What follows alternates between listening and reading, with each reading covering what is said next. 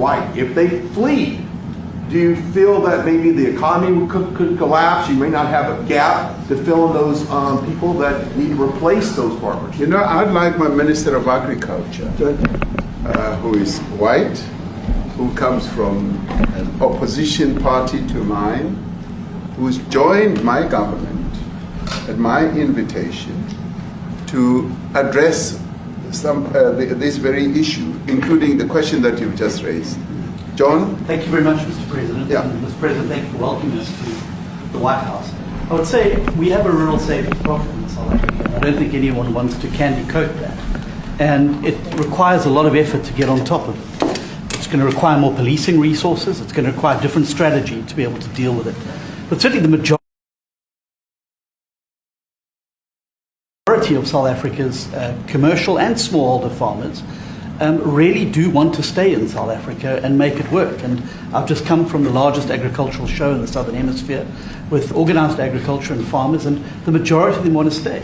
But they too there have a memorial to those who've died as a result of farm attacks. And as the Minister of Agriculture, it is something that I'm particularly exercised with my colleagues at police and my colleagues in the justice cluster to start making farm attacks and stock theft a priority crime.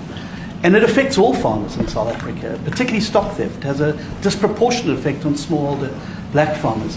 I also want to just say this, that the two individuals that are in that video that you've seen are both leaders of opposition minority parties in South Africa. Mkhonto weSizwe under Mr. Zuma and the economic freedom fighters under Mr. Malema. Now the reason that my party, the Democratic Alliance, which has been an opposition party for over 30 years, chose to join hands with Mr. Ramaphosa's party was precisely to keep those people out of power. We cannot have those people sitting in the union buildings making decisions. And that is why after 30 years of us exchanging barbs across the floor in Parliament and trying to get one over on each other, we've decided to join hands precisely to keep that lot out of government. Because the day they get in to the doors of the union buildings in South Africa or control of our parliament, that's what you're going to see. And that is why this government, working together, needs the support of our allies around the world so that we can strengthen our hand, grow our economy, and shut the door forever on that rabble getting through the doors of the union buildings, because then South Africa's future would be... So you denounced that type of language in the video that you saw? Oh yes, we've always done so.